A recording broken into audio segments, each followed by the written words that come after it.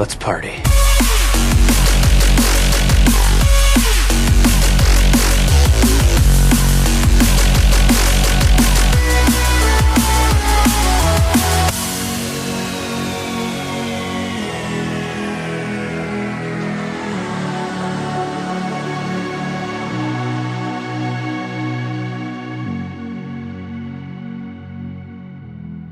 Hello everybody, welcome to Party Loaded. It is, of course, the video gaming podcast where we talk about everything that's great in the world of video games. My name's Luke Retallick. Joining me tonight, we've got the full crew as per usual. We have on my left, right, depending on which way you're sitting, Adrian Chia. We have below me Christian Paulson Brown, and of course off in the corner, as he has been in recent times, Matt the Game Dad Diet.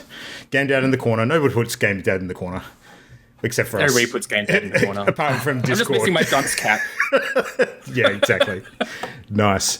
It has been a couple of weeks, and I think it's getting colder now as well, so we're starting to... Has it been a couple of weeks? It's hard to tell anymore. Yeah, everything just blends in together. Yeah. We're still in April? We are still in April. Well, no more massive freaking game sort of deluges have happened yet, so I'm assuming we're still in April. We got through that big sort of slug that we had for a bit, and then I think we've got a slight gap now until like the next wave. I don't know, what is the next wave? I've lost track. I think we've got Last of Us 2 in June. Yep, that's coming up soon. And then Ghost of Tsushima in July. We got That was delayed, wasn't it? It was delayed from June to July. Yeah. Right. Yep. Yeah. Minecraft Dungeons next month. Ooh, I'd be interested in trying that, actually. Yeah. Yes, we shall talk about that off air. We'll get that happening for sure. Hey, I was also wondering today whether I should replay Last of Us, because I haven't played any version of it since the original. I wonder if it's worth tracking down. There was a remake, wasn't there? Like a PS4 remaster? PS4 remaster. Yep. Yeah, it might be nice to do that. Really good quality. I've got a physical copy of it. If you want to be infected, Adrian, just, Oh, no, I don't want your disgusting quarantine bug. But it's the theme of the game, man. You're supposed to embrace it. Have you ever touched the game case at any point that you've owned it? I fucking cavorted with it. I don't want it. I own it, and I've never touched my game disc. Your game disc. But no, I've touched the case, and I got it from Cash Converters. So who the fuck knows? Oh, cash converters. Yeah. Hell no. It's like the petri dish of gamer filth. When I used to work at Games Workshop, we had a customer who used to come in every day after going to cash converters, and he had a small set of jewelry that he would sell to cash converters, buy Warhammer, work during the week, buy back the jewelry, and do it again the following week. So he had this like system going where he was like taking out like a micro loan every week to afford Warhammer by putting up this jewelry that he owned. He was putting up this jewelry that he came across that he owned every week. Is that what you're saying? Say that again, sorry? Coming across this jewelry every single week that he was putting up. Well, yeah, who knows where he got the jewelry? I trusted that it was his own, but who knows? Well, I'm sure it was his own at that moment in time. I wouldn't be the same. It wouldn't be the last time I heard, stories about people fueling their Warhammer habits with the good old B&E. So, would not. Well, there's another business that probably won't exist anymore: cash converters. Yeah, that's a weird thought. Actually, that's a good point. I hadn't even considered that. Yeah. I mean, it doesn't matter because it's cash converters, but It is cash converters, yeah. They have an there's online always something seedy about cash converters, even though like it was probably an honest business. Oh, yeah. It's just Massively something about seedy. it where it's like, is this a front? so It feels like a front. any international or sort of non-local listeners that don't know what cash converters is, it's just our sort of Australian sort of chain of pawn stores, essentially. Yeah. Yeah. Shops. Yeah. It's good. Sometimes you can get retro games there. Like I picked up Lylat Wars and Forsaken and Turok 2 for the N64 there recently. Recently, So, nice. Yeah, like a couple of months ago now. Jesus. Yeah. You were going to say weeks, and I was going to say, No. probably 4 or 5 months. Yeah, clean that shit off. Yeah, nice. So I want to kick in tonight, sort of before we jump into discussion of the games that we played over the last couple of weeks. The reason why we obviously didn't have a live show last week is we did some game streaming, and that relates to a bit of a change that we're sort of going to experiment with for the near future. So. For everyone who's listening, we have for the longest time, I think since we started the podcast way back in I think maybe 4 years ago now. I'd have to check the exact dates. We have been a talk show on a weekly basis. I don't think we've actually missed a week, barring PAX week and Christmas, like the entire time we've been going. Hence the fact that we're up to, sort of the mid 200s in episode count now, which is a lot. We've covered a lot of topics at that time as well. But we're going to experiment with something in the sort of the upcoming future, and we're going to actually be shifting to a rotating schedule where we do the podcast version of the show on every second week, so fortnightly sort of occurrence of what we're doing right now. And on the alternating weeks, we're actually going to be doing game streaming, where like some of us, it might be a different mix every week, depending on what's going on. We'll be hopping on to play something, and of course we'll have talk and banter during that game time as well. But you actually get to see us sort of play some games that might be up and coming stuff. It might be some of our favorites. It might be things that are just particularly good for a multiplayer sort of format. But we just want an experiment, that we can use to show off some more of the visual aspects of the visual medium that we all enjoy. So there you go. Last week, to that end, Matt and I got to play a game because we streamed the Man of Medan, or at least the first half of it. So I thought we might kick off talking about that tonight. So yeah. Whenever you say the title of that game, The Man of Medan, there's a musical called The Man of Mensina. You know the song To Dream, the Impossible Dream? Yeah. It's from that musical. So every time you say the name of that game, I just imagine you and Matt singing that song together live. You missed out. That was what the stream was. We did have a dance together in a ballroom at one point, which was true. Very interesting. And then you played a video game? I died, so... Yeah. In fact, I have some footage of that right here, so let's just play that now. So, Matt, do you want to explain sort of from your perspective what was happening during this particular scene? Because this will go into explaining how the game works a little bit. Yeah. Basically, what was happening was Luke was being an asshole as per usual.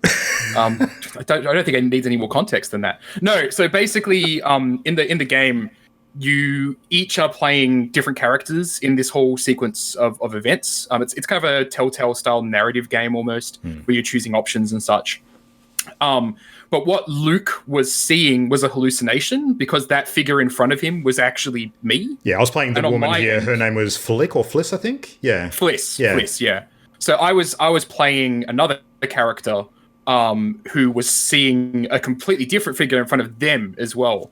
And so by kind of communicating over voice, we could have prevented this, but Luke decided, hey, I'm going to just stab you and see what happens. It was science. I did it for science. It was, we say it was science. I died. So what we discovered is that when you stab people, they die. Wait, hang on. I found that out. That's science. The more you know. But yes, that's the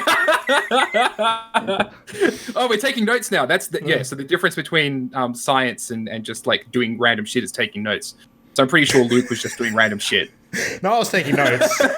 They were mental notes. Luke lives his life, I think. That's good. But yeah, the game is good. I say that with a question mark on the end because it's a bit weird. There's a few caveats to that good. Yeah. Yeah. It's definitely I'm trying to think of the right word, like tacky. Like the story is kind of Tales from the Crypt. Yeah, it's Tales from the Crypt style. From the Crypt. Yeah. I'm getting Until Dawn vibes. Oh yeah, it's the same studio. It's the same studio. Okay. Yeah. But narratively, like I'll put it this way, one of the characters, the moment that Luke saw it, I've actually seen a full playthrough of the game. Luke saw this one character and then was immediate like, this man needs to die. And I was like, they get across that he's a dickhead within like 5 seconds of him turning up on screen. And so we spent the rest of the game doing everything we could to kill him. It's just like our podcast. Yeah. Hey, you have to hand it to me though. Like I set my mind to an objective and we fucking went for it. Oh yeah. So... He entered the second act with a bullet wound, punched repeatedly. It was amazing. Like, but one of the interesting things is that like the event that Luke stabbed that one character I was playing in, that event is a quick time event. And so to not stab your friend, you have to fail the quick time event. You have to choose not to do it. Which I kind of like that. I kind of, because like your instinct is like, it's a quick time event, I've got to press the button, right? But a lot of the events, like if you're on voice playing with a friend, or if you're in the same room playing with a friend, you're going to know, right? Like you can get across really, really quickly. And there's one later on where Luke was chasing one of the characters I was playing, the guy we wanted to kill. And it just goes on and on. And it's like, you would totally be able to communicate this, right? Like you would totally be able to say, yep, that's me. Don't jump. And it's very easy to avoid. But the multiplayer is so like built in that it feels like it's intentional, but it feels like it'd be better to play it single player in that respect. But you'd miss out on all the cool multiplayer stuff then. So can you not play it single player? Does it have you can. There's actually two multiplayer modes as well. There's the one which we were doing, which is what is it? What was it called? It was just like a co-op one. Yeah, and there was another one called Movie Night, which is basically when you have a whole bunch of people sitting around the couch, like playing together as a group, and you all sort of discuss the choices that you're making and sort of, come to a consensus to move the story forward. Probably like a voting system, I imagine. Something like that, I think, yeah. Yeah. So cool. This is very much like Matt and I, like taking different characters on throughout the game. Like this is a core group of about 5 or so, and we sort of interchange which one we were playing at any different sort of moment. But what we saw was entirely that character's perspective. And as Matt was sort of saying, when you have characters that start to hallucinate, that means that we can both, depending on where we are, even like be seeing very, very different parts of the story that are unfolding. So, yeah.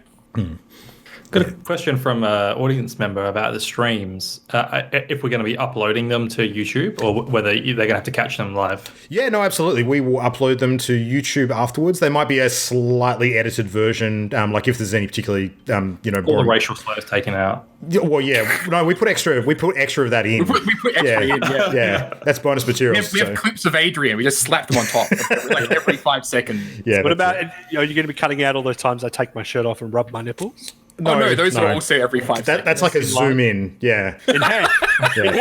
We zoom in and then we blur it out. Famously tiny nipples. So that's DLC. You got to pay for it. Yeah. That's it. $12.99 per nipple. That's right. Yeah. No, we'll absolutely upload it. We'll probably chunk it up a bit though, because the stream we did last week was about 2 hours long-ish, I think. So we'll probably break that into a couple of pieces. YouTube can't do 2 hours. That's impossible. A good reason too. So yeah, but yeah, no, we'll split it up a bit and polish it where it needs to be. Remove all of the connection issues we have actually syncing up with each other and that kind of boring crap. So yeah, that was like 10 minutes. No, it's fine. It was fine. Yeah. But no, I enjoy it. It's okay. Yeah, that was good. So we're about halfway through at the moment. Don't quite know. Well, I don't know where the story's going to end, and Matt, I'm assuming, knows a bit about where the story's headed, but maybe not exactly where it's going to end because we've made different choices potentially to what he's seen. Yeah. So it's the far worst timeline. Let me put it that way. So, I mean, in general, it's a story revolving around like a bunch of sort of divers that come across like some ancient wrecked World War II sort of relics, and a big part of the game takes place on this sort of this abandoned ship. It's like a ghost ship essentially, and there's something going on that I haven't quite worked out yet with some sort of leaking gas, which I don't know if it's real or it's fart gas. That's just you. Yeah, it looks like just you getting old. It looks like sarin or something. I don't know. Yeah, it's weird. Is there Nazi gold? Does this game have Nazi gold?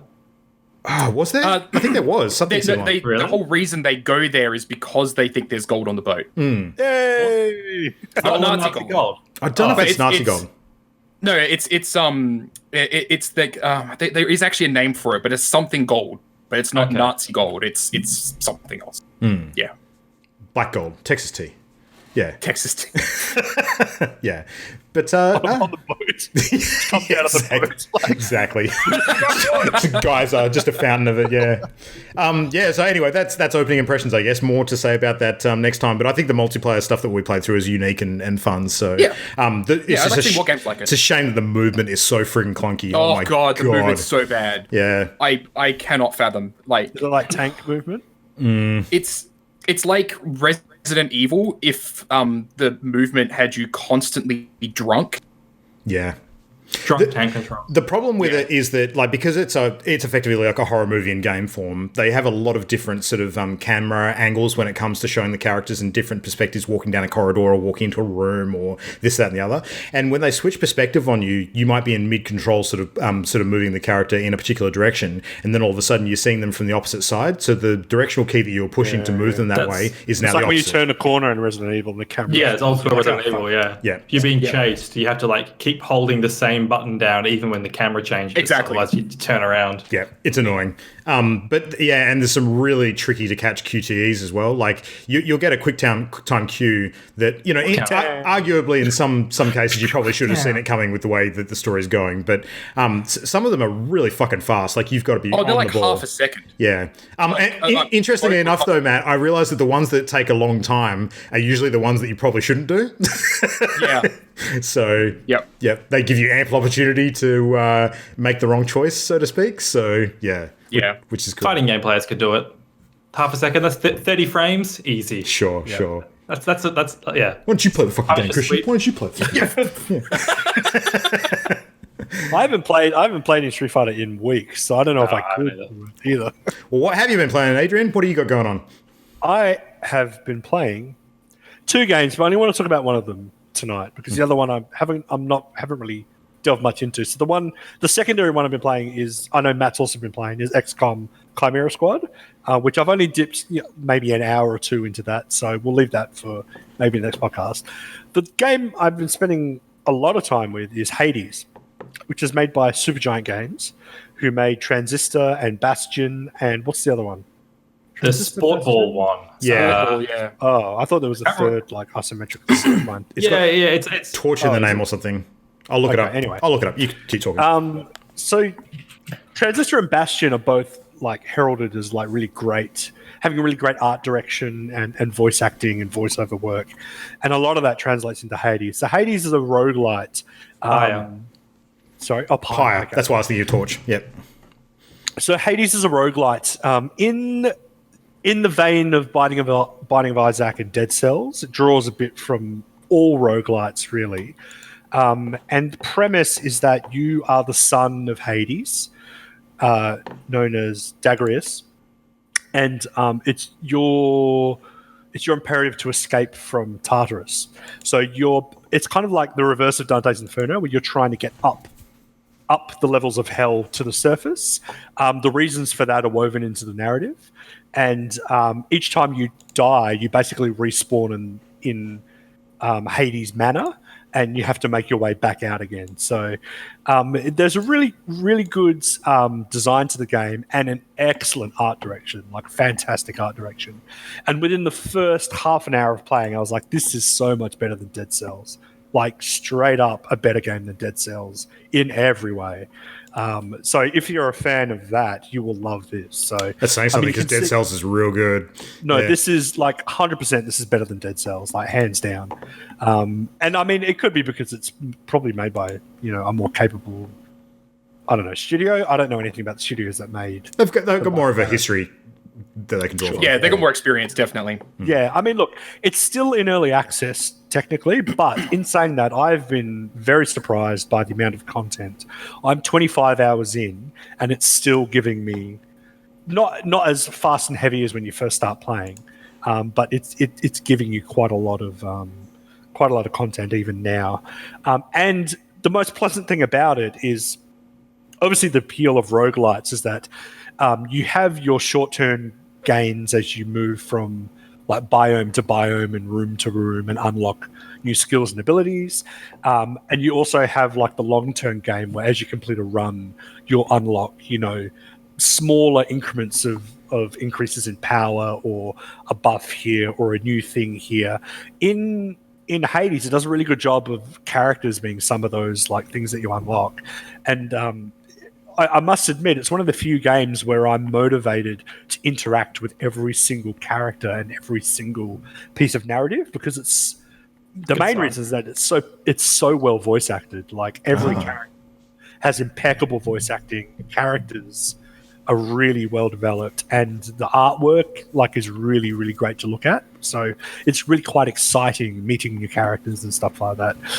Mechanically, the way it works is much like Dead Cells, Binding of Isaac, or other roguelites, you've got those different levels of hell that you need to move up through. And the way this works is you move, very much like Binding of Isaac, you move from room to room.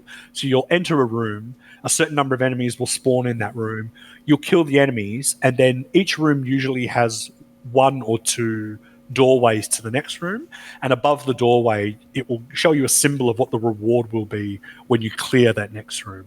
So you can kind of plan your run and create builds as you go through the game. And the building is based around this idea that when you complete a room, aside from some generic rewards such as currency, which is gold, or gemstones, which are used to upgrade the dungeon, so you can actually like add things, extra rooms that didn't exist before and stuff like that. The main sort of draw of the game is that it's based on the Greek pantheon, and every time you occasionally when you clear a room, you'll get the symbol of a god, of one of the Greek gods on Olympus. And the whole idea is that you, Zagreus, are in hell, and the Greek gods are trying to help you escape from hell because you're like their distant relative, and they can't quite communicate with you directly. So the way they're helping you escape from hell and your father Hades is by like giving you these little buffs that make you stronger. And so each time you come across the symbol of one of the gods, they will offer you what's called a boon, and these boons can affect your gameplay in a number of different ways.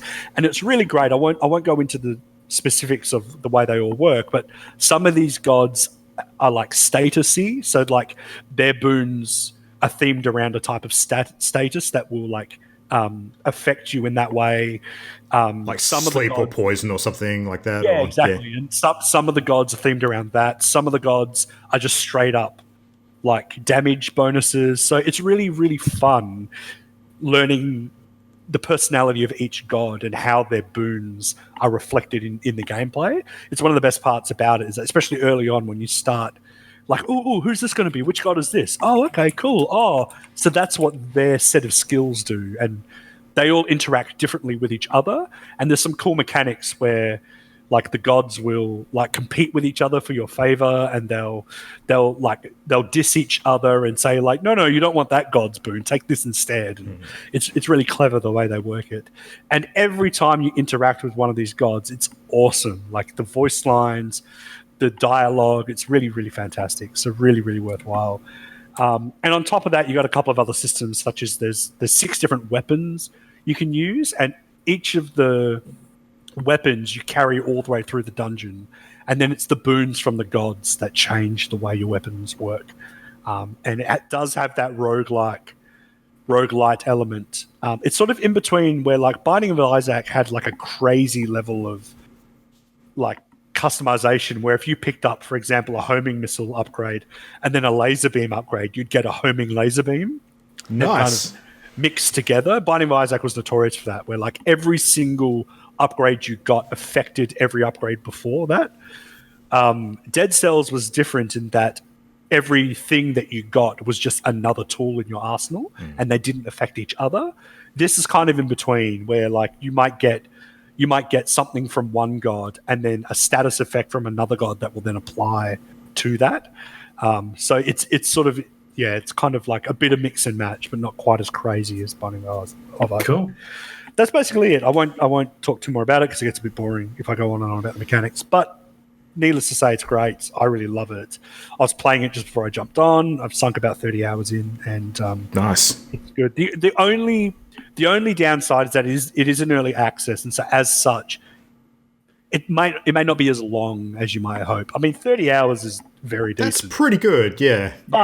But I would argue for a roguelite, when Binding of Isaac, I've sunk over 200 hours in. It doesn't quite have the legs yet for that amount. How far in do you think you are?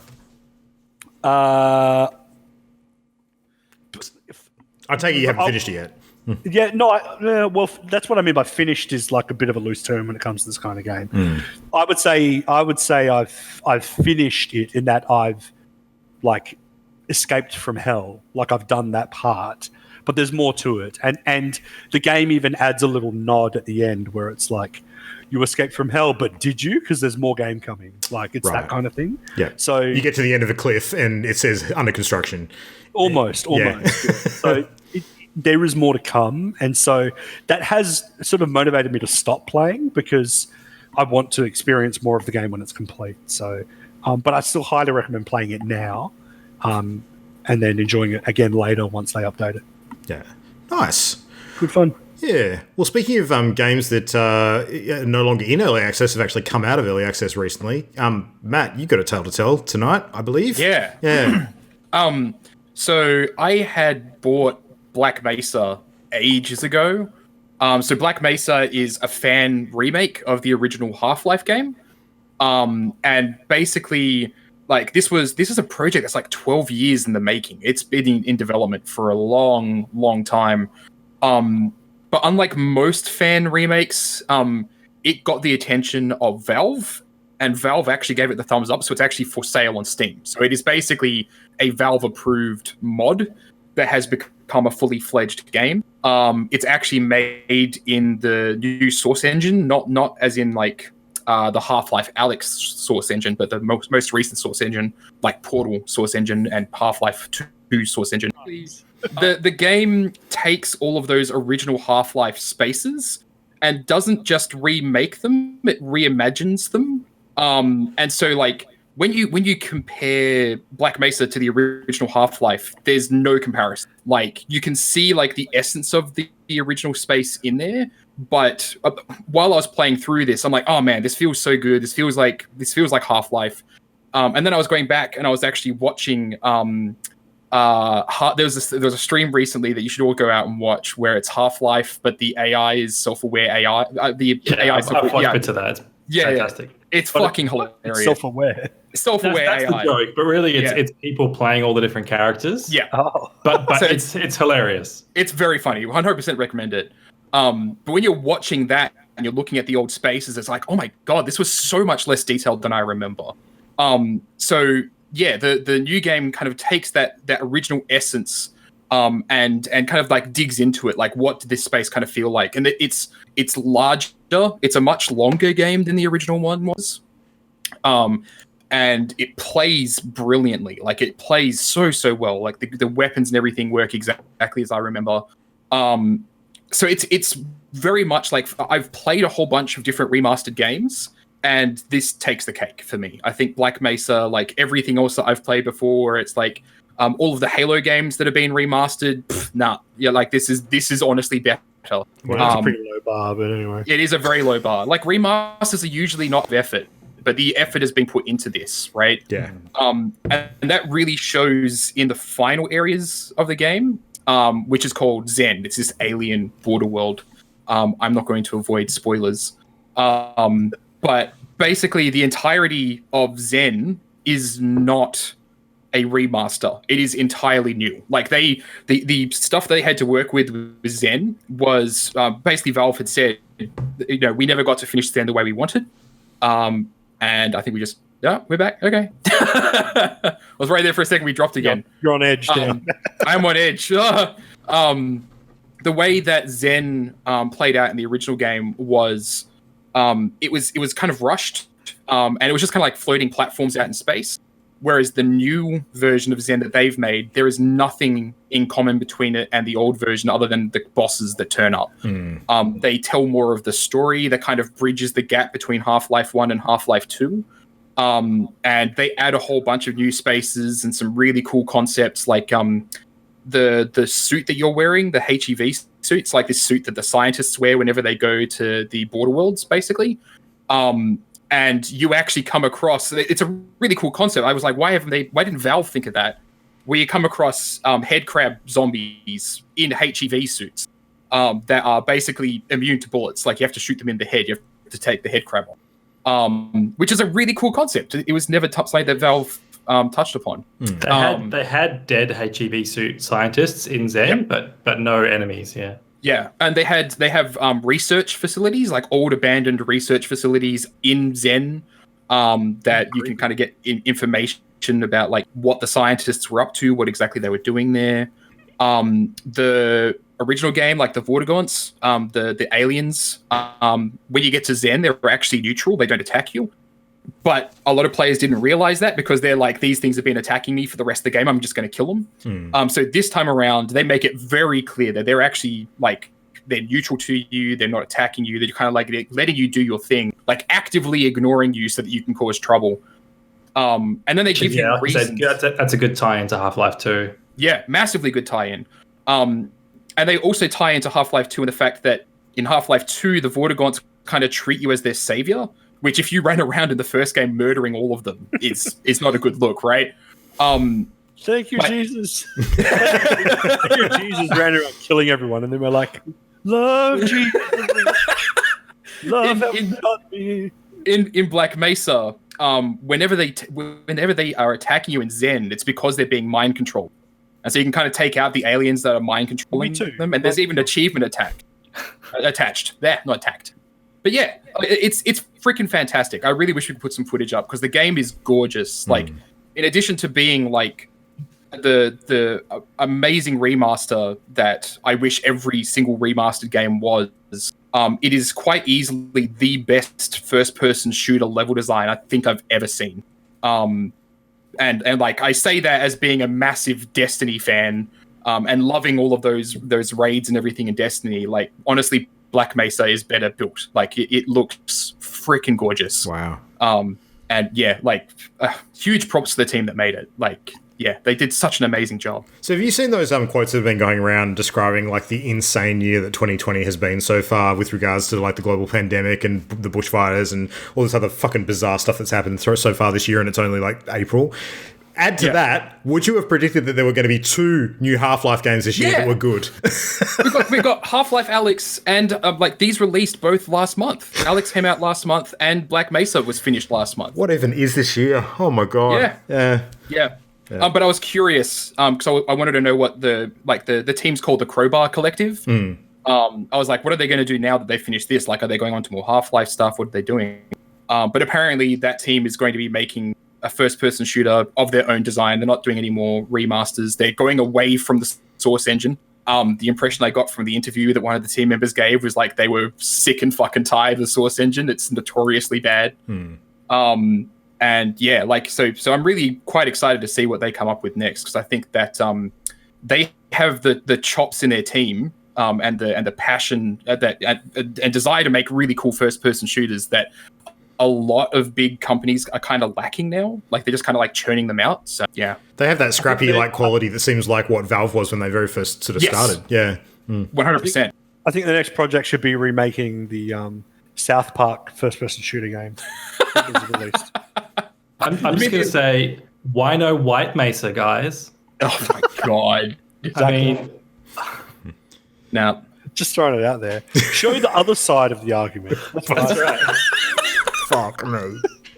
Teach the controversy. Can our episode title please be Why no White Mesa? No, not a fucking chance.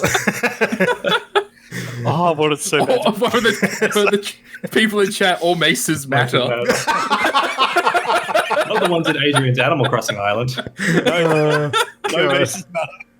No Mesas matter. Exactly. No Mesas matter. Yeah. Destroy all the Mesas. Yeah. Oh god. Nice time there. Yeah.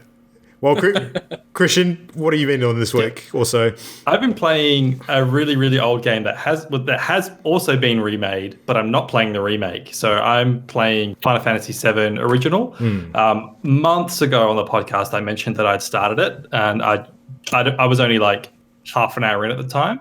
I just finished that. I didn't realize that you didn't get far. No, I played about half an hour. Something else distracted me, and then I didn't get back to it until like a week ago. But now I have played it nearly to the end. I think I'm up to disc 3, and from what I understand, disc 3 is very, very short. It's basically just final dungeon, boss, and then lots of video file. Well, you say that. In terms of story content, yes. In terms of extra stuff you can do in the game world before you've truly finished it, there is a fuckload. So, yeah. Yeah. But I've done most of the story content leading up to the conclusion of the story.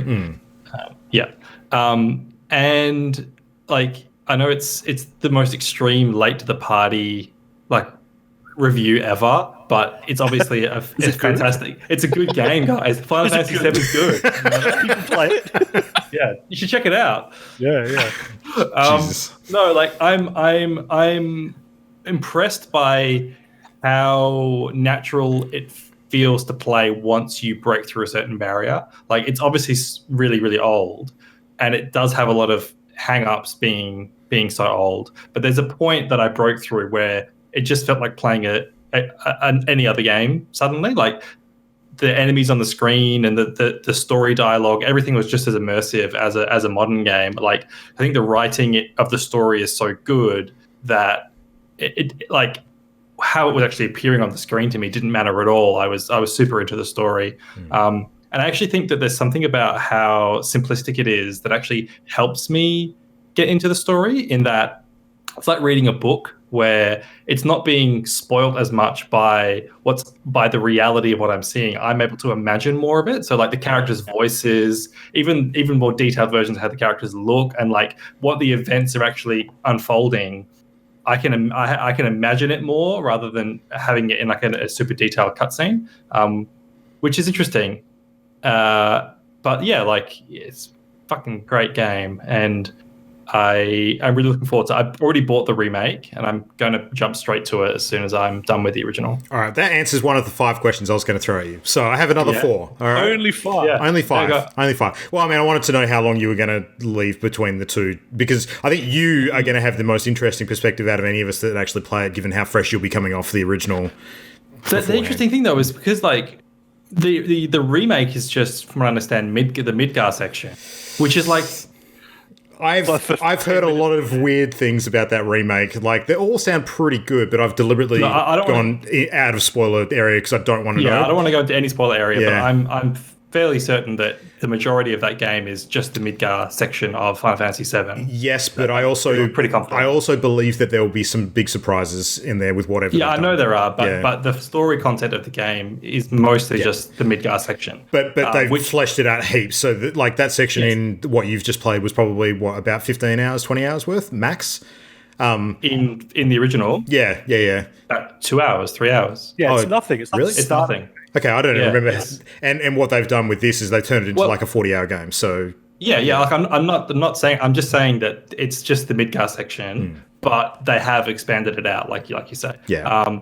I probably flew through it a bit quicker than other people would have because I have the PlayStation 4 version has a ×3 speed option. Yeah. So when I'm zipping around the map and like going in battles, I'm doing it at 3 times speed.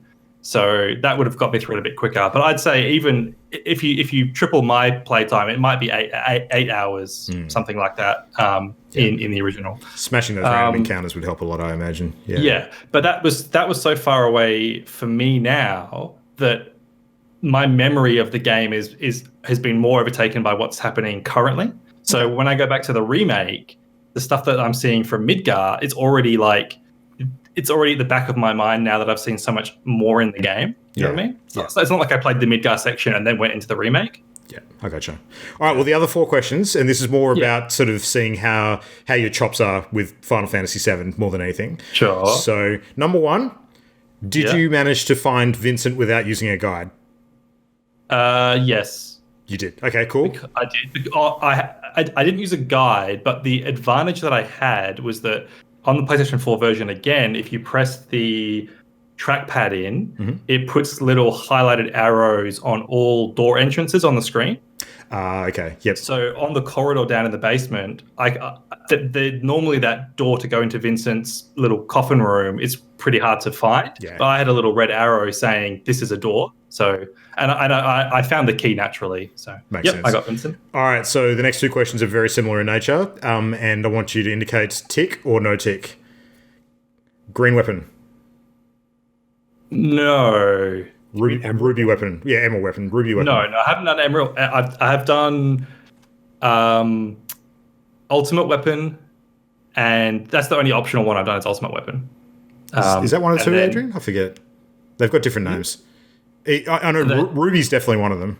Ultimate Is Ruby, that- Emerald. Diamond. Okay. Diamond's the compulsory story one. There's 2 big ones that are the optional ones, the green one and Which the are red. Ruby and Emerald. Emerald Yeah, and yeah. Ruby. Black, white, Ruby. Yeah, I they're tried the to find. Pokemon. I tried to find Emerald, and it's Pikachu, Go. Yeah. one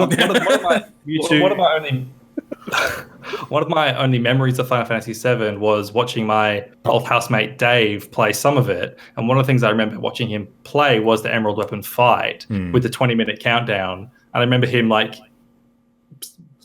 getting so close and then like failing. but now I have much more respect for him now that I've tried it myself and seen You didn't respect him at all before. I think he beat it in the end, but now I can really appreciate the feat that was. Yeah. But it's also a game where I know that you could, like, if I Googled how to beat Emerald Weapon, I could find a guide saying equip all these materia, use these party members, give them these weapons, and use this strategy, and you can beat Emerald Weapon. Yeah. But so far, I haven't looked up any like strategies or anything for any bosses. I'm not really interested in doing too much of the optional content. Like, I know that there are tons of side quests. Being such an old game, there's no like log of side quests or anything like that. You literally just have to brute force them. Yeah. And I know there's tons of stuff out there, but I have looked up some stuff. Like, I did look up how to get the ultimate weapons for some of the characters. Like Yuffie's ultimate weapon, I had no idea how to get that. And yeah, I've looked up a couple of things here and there, but I'm trying to stay pretty clean. All right, final question. How many times consecutively have you looped Knights of the Round? I haven't, because to get Knights of the Round, I did look this up too. You need to breed a golden chocobo first. Mm-hmm. And I haven't touched the chocobo breeding at all because I know that that's a time sink. And I've just been like, like, if I was a 10-year-old playing this, I'd put in the time and I'd breed my golden chocobo, but I can't be bothered doing that. So no Knights of the Round for me. But I've seen Knights of the Round when Dave played it. I was going to put it to you that until you've done those 3 things that I just mentioned, the last 3 things, you've not finished that game. So gatekeep. That's a dick move. Yeah, that's fine. That's fine. Yeah. If I beat the final boss, I'd finish that game. Yeah. Okay. Yeah, it's fine. I mean, you have the benefit of sort of looking up that content, knowing the impact of it as well. Like, because the whole thing around Knights of the Round, of course, was the huge animation time for that cutscene, and the ability to actually like loop it as consecutive attacks in the game just meant that you could literally just put the controller down, walk away, and let a fight play out. It was ridiculous. So, yeah. That epitomizes why I refuse to go back and play Final Fantasy VII. The fact that there are people out there that will tell me you haven't played it properly. Fuck off. As somebody that's not played a single Final Fantasy game, I find we've had so many numbered Final Fantasy games that we've run out of numbers. And now we have to go back and do decimal points. So we've got Final Fantasy 7.1. Yeah. And then we get Final Fantasy 7.2. It's like never-ending story, man. Like they'll keep adding numbers to it, and it just when is the Final Fantasy? There will never be one. Yeah. We're still in it. Yeah, that's it. There'll be a final solution, but not a Final Fantasy. Jesus. Ooh, borderline. Yeah. All Mesas matter, Adrian. So I wanted to just talk about something briefly tonight. Like, in terms of my weekly gaming, I think we've covered most of it already because playing Man of Medan was part of it. I've sunk a bit more time into Persona 5 Royal. I'm about halfway through the next Palace, but I haven't completed it yet. So not a lot more to say there. I have spent 90% of my time this last fortnight playing Animal Crossing because I'm fucking addicted to that game. But what I wanted to talk about tonight, rather than rehashing the same stuff that we've talked about in recent weeks, is I actually wanted to ask you guys a question about how you're playing that game, because I think it's become clear in the last few days especially that the 4 of us in particular seem to have very different philosophies when it comes to some of the different systems that we interact with in that game. And for whatever reason, we have pretty sort of, I think, solid points of view on that are different from each other, and I thought it'd be fun just to explore that a little bit. So a couple of the things that have come up recently, like one in particular today was talking about like how far each of us are willing to go when it comes to terraforming our islands. So, and it seems that we've got a couple of different camps in particular where Adrian and I are happy just to rip everything apart, like just shred it and start from nothing. Whereas Matt and Christian, you both have like an angle of sort of maintaining the sort of natural kind of form of everything in the game, and notice how that's reflected in the stream where Luke and I are on top and Christian and Matt happen to be underneath us. I think that pretty much sums it up. Yeah. So, Adrian, what are your thoughts on that? Like, is it just you don't care? It's your canvas to do with what you will? I understand and empathise to a degree. I think some people in our like Animal Crossing chat have talked about like not wanting to affect the natural beauty of the island and like kind of working around the nature so that it feels like a natural environment. But all I see is optimization when I look at my island. So that mountain's in the way. That river, now that I've caught all the fish for the month, serves no purpose. Like all these things exist only for my gratification and entertainment. So if I want to move that mountain or demolish it, then I will. If I want to destroy that river and dredge it and kill everything living in it, then I will. It's my island. I paid the money for this game. I will fucking you enjoy did it as I see fit. The industrialist. Yeah, that's how I see it. Yeah.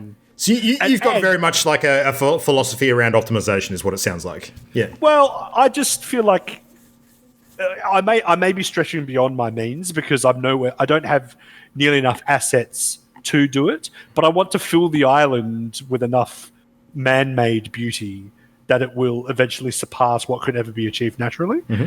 Granted, the island is too big for me to even fill like a tenth of it with the things that I can create.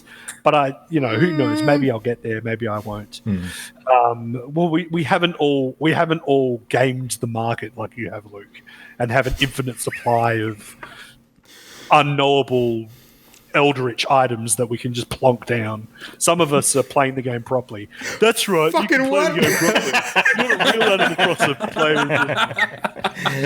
The only other thing I want to mention, this is a little tangent, but I think it's worth mentioning, is that my wife got the game. And not only got the game, got a Switch Lite to play the game. It's really interesting the effect Animal Crossing is having outside of sort of gaming, I think, groups and circles, where all of like her best friend's husband, two of her brothers, me, all playing it, all talking about it. And Shantae is especially I won't say tight, but frugal. She's very, very strict about only spending money when it's necessary, where she'll see like a return on that investment. And the whole time we've been together, we've never really played video games together. I've never seen her play a video game, or rarely have. She has told me that when she was a kid, she owned a 64 and her brothers and her would play the 64, but I never knew to what degree. It's really awesome her playing Animal Crossing with me now, and being able to enjoy it with her. And it's the kind of game that's really accessible, so she's able to really enjoy it. And it was really, really funny because she was always like having a go at me. Christian will know my wife Shantae is very much like a lawful good personality. So she will hard down the line say there is good in every person. There is no such thing as evil people. There's only like goodness in the world. And so her attitude when I was talking about like kicking out villages is like, no, they're all beautiful. You have to accept them all. Like they're all wonderful. And then when she started playing, she reset her island 4 times. Granted, the first one was because updated in the middle of the opening. Wasn't one of them because both the villages were grey? Yeah. Yep.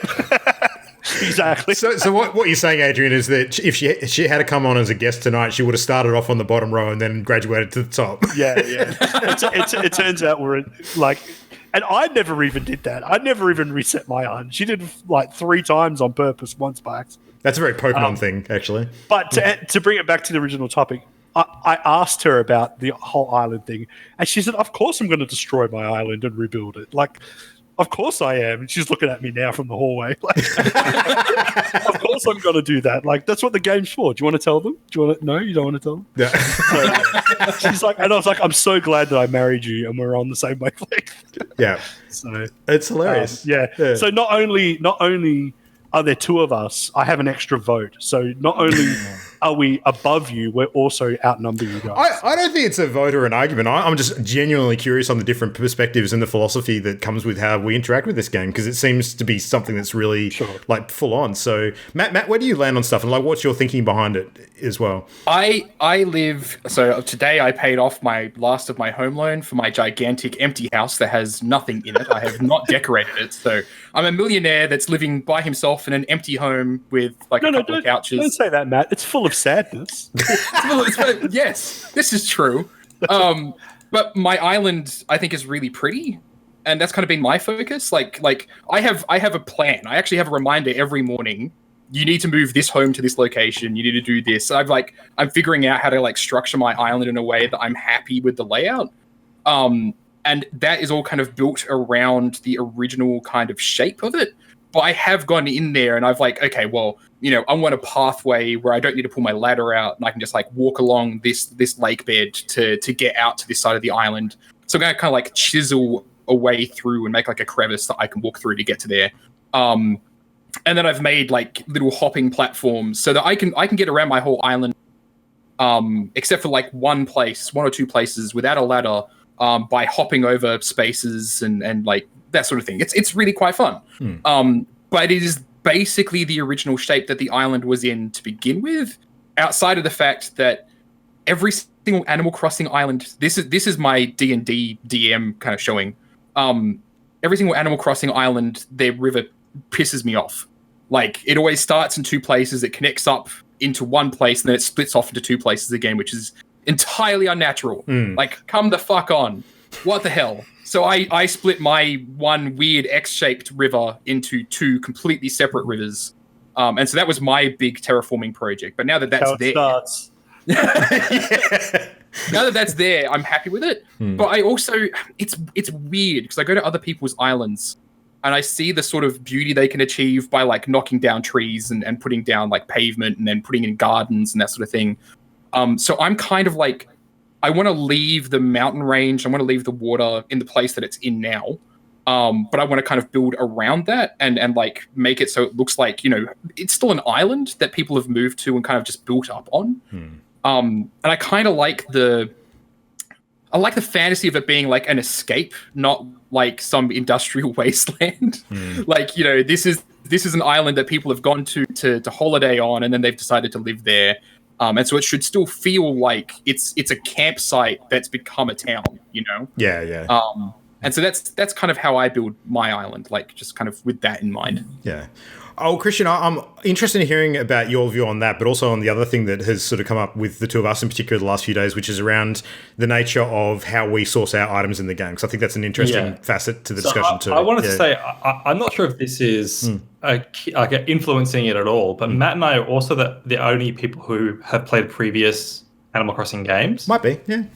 So for me, what I think is happening with the online thing in particular is that I'm playing Animal Crossing the way I've always played Animal Crossing. And that's never involved getting stuff from online before. Yeah. So because of my experience with every other one except for the N64 one, that feels wrong to me because I've played like 4 other games without it.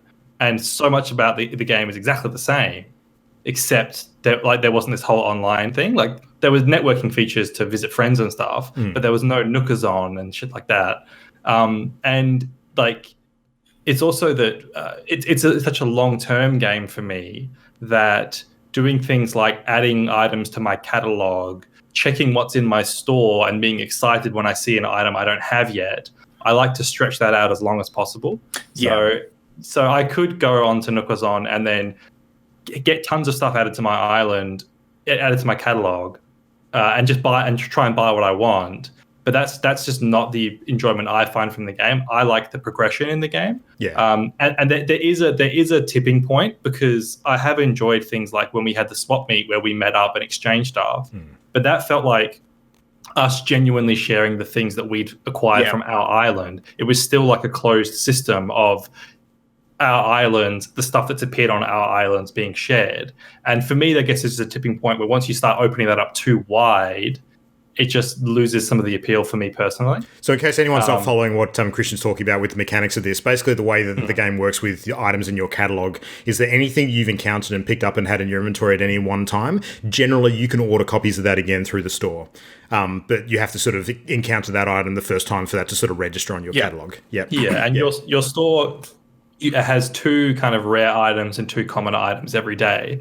So one of the daily rituals is checking what your store has for sale. And it's nice to see something that you don't have before and be excited about it, or one of your friends posts what they've got and you go, cool, I can buy that from your store, that sort of thing. And just to offload that all to anonymous online people, I don't enjoy. But I want to touch on the terraforming thing as well. And I think for me, it's again because that's a new feature that hasn't been in any other Animal Crossing games. So to alter my island so drastically just feels very strange to me. I've never been able to do that before. Even in city, what's it called, City Folk, it was a separate map that you went to that was a city, and then you built buildings in the city, but you'd always go back to your little forest. And it's also that think of like the natural part of the island as like it's a source of resources, like all the trees that are there, and it's like another tile set. That's how I'll describe it. Where I have done some terraforming. Like I've got a town with paved roads. I've got an orchard. I've got like my flower field, and I had to level some ground to do that. But then I've also got a forested area, and that's just like an additional thing that I've got. Yeah. And I felt like if I didn't have a forested area, then that's like something I'm missing. It's a biome. It's a biome, and now I have everything. Like, and yeah. For what it's worth, I kept all the trees when I demolished my mountains. Right. Mountain. Like I dug up all the trees and moved them to flat ground because I intend to keep a lot of that woodland area as well. I'll just decide where it goes. And you will need to like create some mountains because there are fish that only spawn on high level. Yeah, and I do intend to have mountainous areas, but I want them to be symmetrical and like exactly where I want them. So I'm not opposed to having these biomes, these different biomes. In fact, I want those. I just want them where I want them. That's all it is. And that's interesting, like the symmetry thing, because that like when I have altered my landscape, I've intentionally like if there's a line that's too long and straight, I'll be like, okay, I need to kind of dig into the side there and make it a little uneven just so it retains that natural look. Yep. Yeah. If my lake is too straight, it's like, no, I hate it. Yeah. Like I hate it when it has to be a little bit imperfect. Yeah. And I get that too. The same goes with my orchids, like my orchards, I should say. So like because I've got like an orchard biome as well. But I use like the pavement tool to like slap mud down in places so it looks like, these are pathways that are tread all the time and everything like that. And that adds some noise to it because if it's just straight lines of trees, it annoys the hell out of me. There's a place for that, but they can look a bit odd when there's a bit too much of it. Yeah. Now, am I correct in assuming that all of us are on the same page with regards to not time traveling, like abusing the game clock to get stuff? Yeah, for sure. Yeah, okay, cool. Because that seemed like a constant, because that's something that's a bit more sort of cheating the systems as opposed to sort of using what's in there in a different way. Yeah. I'm so opposed to time traveling that because you can travel to people's towns in the Northern Hemisphere and like get the bugs and fish from there. But I even don't want to do that because the changing months and having new fish and new bugs each month is part of the process for me. So that's how far my desire to preserve what I feel is the kind of intended progression of the game or what I'm used to. Gotcha. I actually agree with you, Christian, as well, where like I'm of the mindset where like the game, I remember talking previously about like the game teaching me my place, about having to slow down. And now that I'm in that mindset, like because the game is about nothing, like what's the point of cheating the system? Like you're not achieving any end goal, and like you say, there's websites like Nookazon or whatever they're called. It just feels like gaming the system to the point where you're defeating the purpose of the game, without saying like you need to play this game one way or another. Because obviously some people enjoy doing that, but when the game is literally about discovery and seeing new things, I would rather, like you say, do it over a longer period of time and space out the satisfaction rather than just like getting like tons of new shit. But I think because even Luke, you haven't gone so far as getting like fossils from Nookazon, have you? No, because you could just finish your museum through Nookazon because people sell all the fossils there. Yeah, like, totally. That's like then one of the rituals of digging up the fossils becomes completely pointless. Yeah. I think like if I was searching for a duplicate of a particular fossil for decorative purposes, I might, but not to actually complete the museum. Like if I wanted to display something outside, without sort of, submitting it, donating it, then I'd maybe consider it. But and obviously, my experience has been pretty different. I'm definitely with Adrian as far as the terraforming stuff goes. Like I've treated the entire place as like a canvas, basically, to paint whatever picture I want on.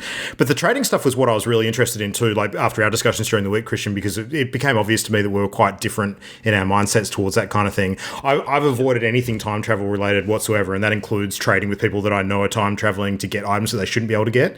But you never know that, though. Well, every single person here's the difference. I'm not going to ever trade for items that I know I shouldn't be able to get. If someone has obtained it outside of the natural time cycle that relates to their part of the world. So, for instance, there's items. But that's just bugs and fish. No. There's other stuff too. Like you know the season that we've had recently with all the acorns and the pine cone recipes and that sort of stuff. That's actually related to a particular part of time in the game, and so the Northern Hemisphere players haven't gotten that yet, and that will come round to them in like the 6 month opposite end of the year that we've got, and they've instead. Don't we get mushrooms soon or something? That's another thing too. Yeah, and there's snow stuff as well that'll come up at some point, and all that kind of stuff. So I'm not going to trade for any of those items that the Northern Hemisphere players haven't gotten yet themselves, because I think that is a good example of sort of breaking the chronological limits of the game currently. So that's kind of where my line is, I guess. But isn't trading on Nookazon breaking the chronological? No, I don't think so. And this is my take on it. Though. I don't think so, because to me the game wants you to unlock items at a certain pace, and by going to a grey market, you're literally time skipping. I disagree that it's a grey market. Is pretty much where I stand on it. So to me, I realised after thinking about this a bit. Is it in game? Yeah, absolutely. Yeah. No, is Nookazon in game? No, it's a resource outside that helps you with planning. Yeah, but there's a lot of tools outside of Animal Crossing that help you do things in the game that don't mean grey market. Like I said, for example, there's sites that you can use to design some of those patterns that you might sort of import into the game to use in your custom designs and things like that. I don't think that's a grey market tool. But that's something you can already do in the game. Correct, and when it comes to like the items that you can trade for using Nookazon, if you're trading for items that exist in the game for Southern or Northern Hemisphere players, all that site is doing is facilitating communication between players. That's all it's doing. So that's where I fall on it. It's no different to being like part of a community that has players from different parts of the globe, like on Discord or something like that. It's just a flashy web interface for it, essentially, to help facilitate those conversations. So yeah. This is interesting because it's like I agree with Luke that it's not grey market, but I also wouldn't do it. Because I agree with Christian's perspective on the pace of the game. I think that's a really good explanation. Yeah. But like so turnip trading, right? It's so easy to hop on Twitter and do a search for people that have good turnip prices and then go turn up on their island and sell. Yeah. But I would rather do that in my friend group because I think it's a little bit more exciting and you're all on that journey together then. I completely agree. And the turnip thing's already been spoiled for me. Like I wish that there was a way that you could lock it down to only your friend group or something so that you couldn't just get stuff from because there was like a week or two where we were posting our turnip prices. Now it already feels pointless because a couple of days in, someone will come along and say, this is 600 turnips. And we're like, fuck. And then, but it's never us, you know. Oh, you've had 300 once, Matt, I think, but I had 500 last week as well. Oh yeah, true. We've had good prices in our group, but it's also like, people know other people, and it's like, hey, let's go to this island. I'm fine with that, but go finding a completely random stranger on Twitter. I did that once, and like I felt incredibly awkward. Like this is a person I don't know. I'm on their island running around. They're standing there staring at me and doing weird emotes at me. You went to a hookup. I was so desperate. I did once. Yeah, I felt really steamy. I will say that, like what Matt's describing, like the experience when you're doing that kind of thing with someone that you know versus someone that you don't, like the friction involved is miles apart for sure. Yeah, dramatically different. Yeah, but like a group of my friends are on a Discord server that is just turnip trading, and you pay people bells to go to their island and sell, and people are running scams and everything, and it's like. I'm glad not to be a part of that. I'm glad to have like a little friends group because then it's personal. Yeah. Like it's us, you know, versus like this gigantic MMO RPG Animal Crossing, which I'm not interested in. Yeah. So no, I agree. That's not a great part of the game at the moment. But to speak to the counterpoint of that, and I want to talk just briefly before we sort of move on to the next segment about the Nookazon thing. So one of the things that's actually propelled me into doing a lot of trading on Nookazon over the last week in particular is that I initially sort of, you know, got on to sort of experiment with it because I kind of wanted to learn how it worked and maybe chat about it on the show and that sort of stuff, like from a bit of a just, you know, research perspective. But then I ended up getting quite deep into it because what I realized is that it's amazing. The whole sort of Nookazon community and the trading interactions that I've had have suddenly, for some fucking weird reason, actually become one of the most wholesome experiences I've had with the video game community ever. Like, it's actually right up there for me in terms of how friendly everyone's been, how great people have been working together to try and sort of help people with catalog items for, you know, their new creative projects, and just the general banter between people and using the in-game emotes when they actually visit each other to exchange items and that sort of stuff. It's been so friggin' good. Like, I cannot describe to you how friendly everybody in that particular community is, to the point where I've engaged with it more as a result of the people involved. Like, it has been the complete opposite of what you've just described with the turnip stuff, Matt. It's been the absolute polar opposite of that. It's just been the most amazing thing. I've actually gotten to the point where, like, I'm more than collecting items, I've actually enjoyed collecting positive reviews on Nookazon to my trading practices. Like, I've actually got like a fuckload of positive reviews now from the interactions I've had. Just because I've enjoyed those interactions, and it's kind of like a record of some of the fun that I've had, sort of, you know, with the game, sort of, you know, being a part of it, but also this other cool sort of interaction thing with people as well. So, it's been weird. I think that's immensely cute. It's been cool, I have one of my students is in a Facebook group that they joined. There's like Animal Crossing Perth players, and they were saying like there's some old ladies in there that are playing it, and it feels like a knitting group. Like they're all in there, kind of like showing off their creations and sharing stuff with each other and doing turnip trading, and that's immensely cute. And that's the cool thing too. Like, when you trade with someone, you often get to visit someone's island that you would never have encountered otherwise, and just get to see what people are working on. That's really cool. So, and to be clear, I haven't cast any value judgments against what you are doing, Luke. It's just not how I play the game. It's totally completely, for me, it's like a my fun, your fun thing. Yeah. The interesting thing there is that we are in a shared friend group, though. So there is some unavoidable interaction between your kind of economy and my economy. Yeah, which is interesting, because then we get to the point where, like, if we ever get to like a swap meet again, for instance, and I put something on the ground that you don't know that I've picked up in another trade, like, I'm never going to sort of keep a record of who I've gotten what from. So that's something that will inevitably impact you. Or just like the situations where it's like, oh, has anyone, you know, got this item? And then you're more likely to say yes, because you've expanded your repertoire. But then, getting it from different people, and that's kind of part of the joy too. Yeah, I do think there's a degree of excitement that comes with like seeing an item that we haven't seen before.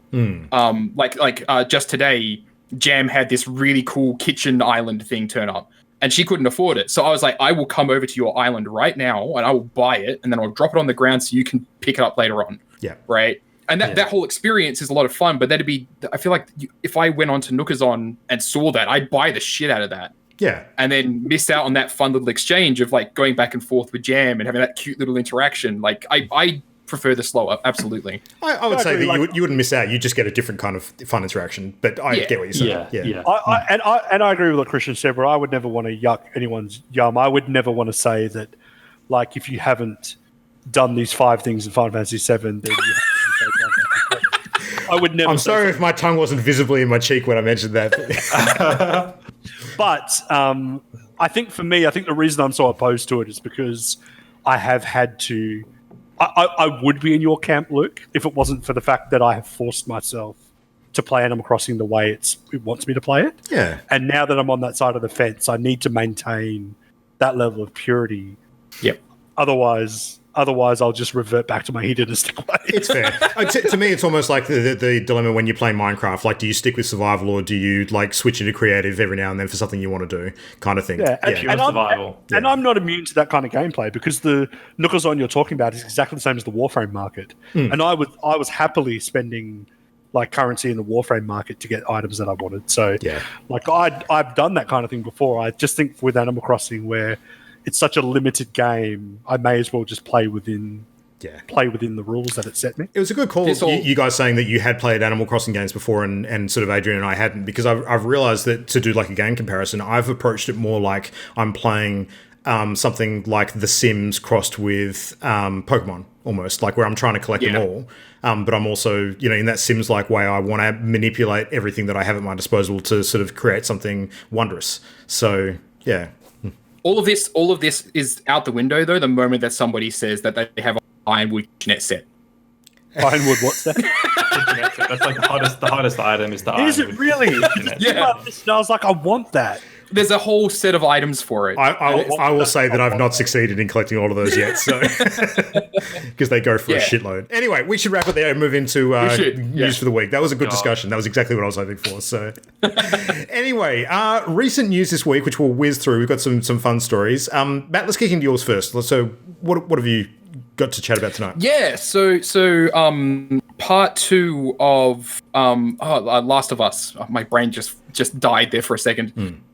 It leaked. So I believe that basically the major plot points of the game, major cutscenes and everything were all leaked online. What were they? I haven't seen them. But like the interesting thing about it is that all the footage that leaked has like the test version, not for publication stuff, that testers in a game studio would see.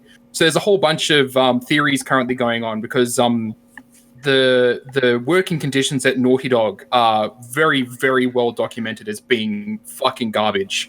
And so it's basically theorized that a disgruntled employee has recorded all of this and then put it online basically to poo-poo the studio a little bit. I find it I find that probably more immensely fascinating. Like I haven't watched any really give a shit. I don't really care that much about the game. I'm not massively excited about it, but the fact that somebody within the studio has leaked that content, and it's not like some media outlet that's gotten access to an early version of the game leaking that content. I kind of expect that, but somebody's put their job at risk to put that thing out. So that's really, really interesting. I won't be surprised at all if we actually hear about somebody being fired in a couple of weeks' time. Doesn't it strike you as bizarre that someone who's actually gone to the effort and sort of crunched to get this work done would like almost undermine the effort that they've put in to let that out there? That seems weird to me. It depends on how shitty the situation at the studio is. So like if it's basically like they're working, not getting paid overtime, then fuck yeah, I'd be pissed off enough to do that as well, most likely. Yeah. People can just do it because they feel like it. There doesn't even need to be a good reason. There doesn't need to be some like convoluted reason that we need to speculate on. Some people just be assholes. Some people are just assholes. Some people just do bad shit because they're bad. It could be that.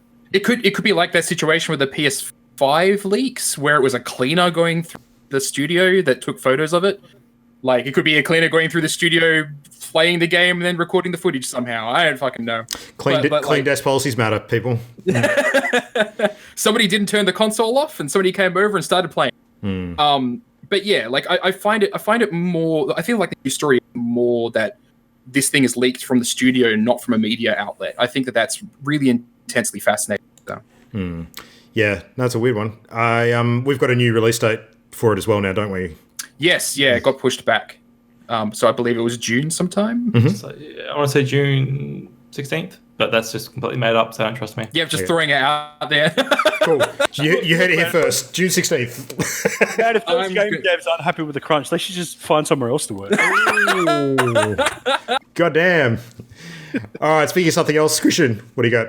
Yes, just quickly, there was a Nintendo online account hack that happened a week or two ago. 160,000 Nintendo accounts were compromised, and as a result, Nintendo have disabled logging in through the Nintendo Network ID, so you can only log in through like Google or Facebook, whatever else they use, temporarily. And so it's just basically a PSA to everyone to enable two-factor authentication on your Nintendo accounts, because you probably weren't affected by this because I think Nintendo have already notified all the affected accounts, but it is showing that there's some potential weakness in their system. So do yourself a favor, enable two-factor, probably change your password for good measure anyway, just to keep yourself safe. There's been some... hydroterms, yeah. There's been some big movements in that 2FA space in the last week or so as well. Epic Games have come out and said that they're turning on two-factor authentication for all games acquired on the Epic Games Store, including all the free ones as well. So in order to actually play those games now, you have to adhere to 2FA structures. Yeah. I heard that. It's interesting. Well, what I've got is just a couple of interesting pieces around how a new breed of creativity has spawned out of the coronavirus sort of self-isolation or lockdown, and a lot of creative people are sort of finding themselves at home, sort of putting their skills to good use in the video games world and using games themselves as a bit of a platform or a stage, if you like, to sort of get some new forms of art out there.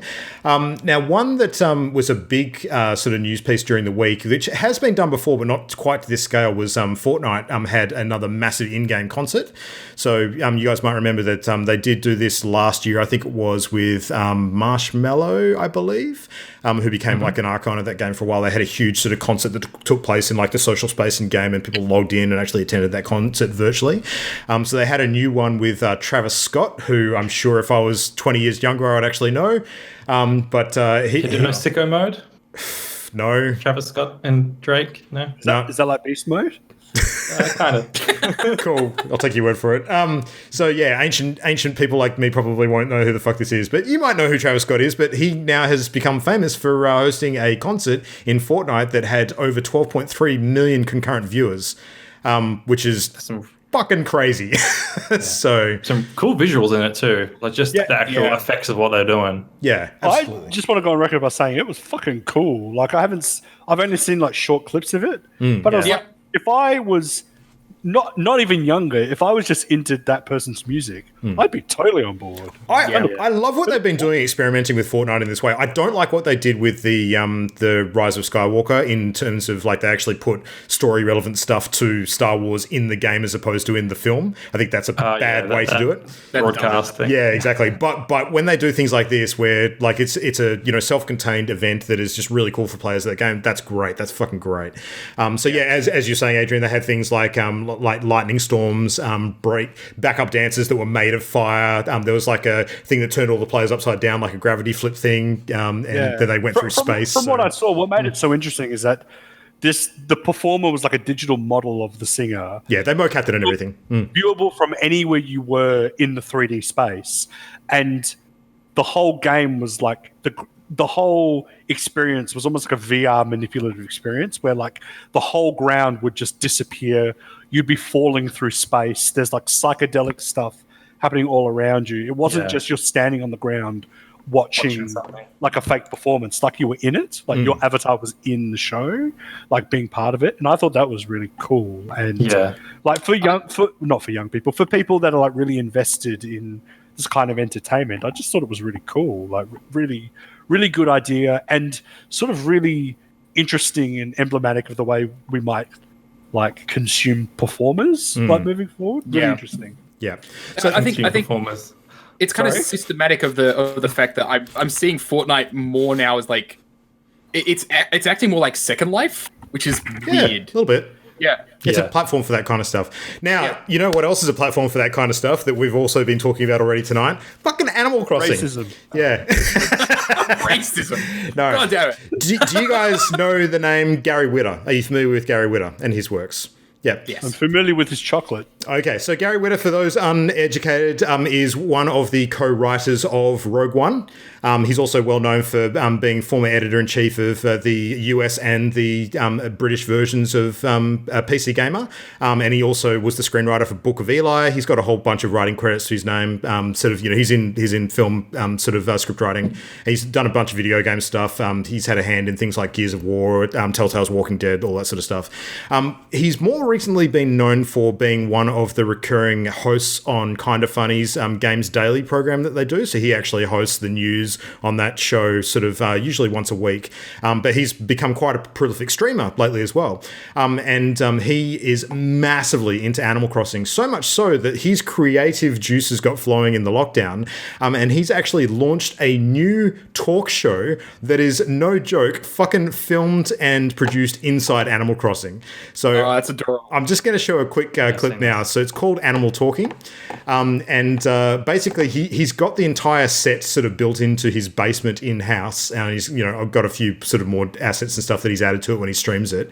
Like he's running it like a proper sort of late night sort of TV show, and he's had sort of guest stars on, like doing interviews. Like he obviously voices over while he does all the sort of in-game stuff, sort of, you know, visually using actual Animal Crossing on the stream. But he's got like an area set up for doing like comedy skits and the couch for the interviews, and he's actually got like a co-host on there who like plays the role of his musician sidekick and sort of you know, technical editor as well, who's Adam Nickerson.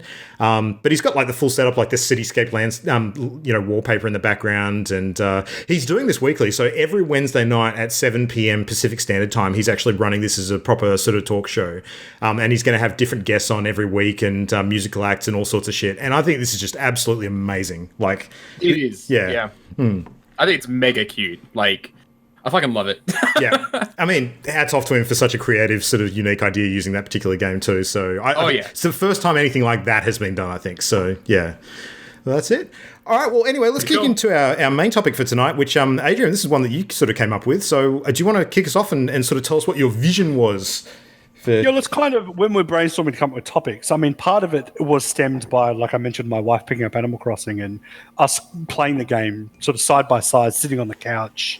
You know, I was playing it on the TV, she's playing it on her Switch Lite. And it got me thinking about sort of like playing with other people. That led to kind of a multiplayer vibe. And then thinking also about our Animal Crossing sort of chat group that we're in, where there's roughly 10 people or so in that chat, all sort of enjoying the game together. So, I mean, the topic is about multiplayer games, but it was spurned by like a sense of kind of community and togetherness and sort of what we create around games and the way we experience games together. And that could lead to, you know, maybe you're playing an actual multiplayer game, like what Matt, you and Luke played during the week with Man of Mencina and Medan. Man of Marangaroo, whatever it was called. Yeah. Meringue. So like, Mad of Meringue. Mad of Meringue. Eat that musician. And then, so what kind of, you know, multiplayer, what makes multiplayer good? Like, what do you enjoy out of multiplayer? And are there basic tenets of multiplayer that need to exist, you know, to ensure a good multiplayer experience? I'm sure we can all easily name bad multiplayer experiences, but this topic is more about, you know, what's good about multiplayer, what makes it good, what makes it work. Yeah. I think Animal Crossing is an interesting example that we've talked about a little bit tonight, because even though we've had really fantastic multiplayer experiences with the game, a lot of that's been facilitated outside of the game. Yeah, and I just want to say, I think we can all agree and do away with the line, it's the people that make multiplayer good. Because that's, I think, a given. Like, if that's you, an episode. Yeah.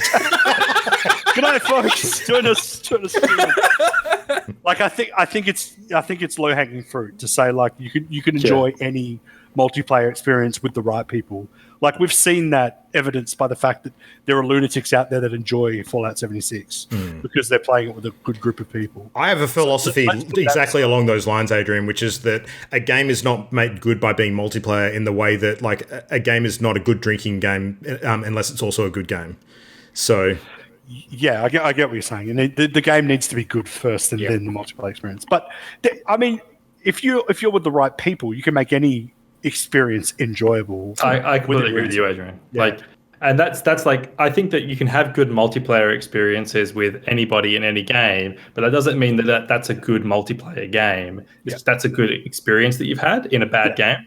Exactly. So let's steer away from that if we can, and talk and like think about examples where, you know, you might have a good multiplayer game. And a big one for me, I'll kick off, and I think a big one is the Goliath that is Fortnite. I mean, we don't have to talk at like too much about Fortnite, but maybe it's better to say the Battle Royale formula, you know, has succeeded as a multiplayer formula, probably for a number of reasons. I mean, its competitiveness is probably the big one, where, you know, you've got that King of the Hill style nature where there's one person left standing. So it could easily be argued that is a highly sort of successful motivational tool to create a multiplayer environment where you have one ultimate winner and every person is in with an equal chance at the start of the game. So everyone's on the same footing. Everyone has the opportunity to be the winner. So I think that, you know, is a good formula for success. Fairness and balance. Sorry, fairness and balance. Yeah. I mean, that's obviously a big mechanic. Like the battle royale thing, I think a big component of it, at least for me, is the excitement it creates in there being real consequences. Like so many games growing up, like first-person shooters, team deathmatch, that sort of thing. Dying never really meant anything. It was just like one death in your column. It was like there was no real consequence. But for a battle royale, for you to invest like 20 minutes into a round, and then really like you're holding onto that life like it's something precious, that adds an element of excitement and like real consequence, which I think is part of why that genre has been elevated so much. Yeah, I think you're right. I think that sort of, and that idea of permadeath has sort of permeated a lot of games in recent years. The idea that like when you die, like raising the stakes of dying is a big one. And for me, that started with DayZ, I think. Yeah, I agree. And I remember, and like again, like as much as I would like to say it was because I played it with you, Christian, which is I'm saying the opposite. DayZ was such a novel experience. It made for an amazing multiplayer experience the first time we jumped in. Can you guys think of any other core tenets you think that make really successful multiplayer? Or more on the battle royale specifically as well. More on that, yeah. Battle royales never clicked with me. Go ahead, Luke. Why I tend to click with very particular types of multiplayer games more than others, and like Matt, battle royale is not a genre that I tend to click with greatly because I my favorite kind of multiplayer is more. I guess it has a competitive element, but I also like the collaborative element too, like particularly the ones that revolve around creating things together. So like I'll always gravitate towards Minecraft as a huge multiplayer experience in my arsenal and really enjoy that because yes, you can sort of be a little competitive with Minecraft in the way that you might compete with other players for getting the best gear first and, maybe slaying the Ender Dragon first or sort of, being first to a bunch of things or building the best base or, structure or whatever. But it's mostly a collaborative experience as well. Like I think, having the danger that Minecraft has, those if people are left to find their own fun too much, I think that it really does rely on the type of people you've got playing and less on the game, which falls into that danger we were just discussing before. I think there needs to be enough of a framework in the game first that you're not solely relying on the players, and I think Minecraft has actually taken a while to get there. So that's an interesting one. But the number one thing for me in terms of like number one requirement for multiplayer is good tools for communication and collaboration. I think that really matters. And if we're going to talk about Battle Royale again for a sec, I think it's one of the big things that's actually made Apex Legends explode when it did, because that compared to some of its competition at the time, being PUBG especially and Fortnite, had revolutionary communication tools. Like the pinging system and some of the other sort of quality of life stuff that they put in there. That was the stuff that stood out. Like that was what actually got people excited. With no solo mode. Yeah. So, I think that actually mattered a great deal, and it's because anything that can make it easier to play with people that you don't know instantaneously makes it easier to get a game because it increases your total player pool like exponentially, and you become more willing to want to play with randoms as well if you know that you're actually able to communicate with them properly as opposed to relying on fucking rain dances and hand signals. So yeah, hitting each other with nets. Yeah, exactly. Yeah. It's one of my bugbears of Animal Crossing, actually. Like the communication tools in game are really unwieldy. So yeah. But I think it's part of the charm for me personally. Like if they added like voice chat to Animal Crossing, that'll be the end. Can you imagine? Well, I mean, you can facilitate that outside the game using Discord and things if you want to, but again. Yeah. But I find like restricting it to the emotes is like part of the charm of the game. But on like just because on communication, there's definitely like some games take it too far and it's a detriment to multiplayer experience. Like open mic channels are horrible. Only psychopaths like open mic channels. Like seriously. But I love open mic channels. Yes. So like there's such thing as too much communication. Yeah, there's a happy medium, and I think Apex hit that happy medium in a lot of ways. Yeah. I'm going to add a potentially unpopular opinion. Love it. I like my multiplayer games to be good at nothing, as in like doing nothing. Like when I can play a multiplayer game with friends and we can do nothing and have it be fun, that's a good multiplayer game, right? Do you have an example?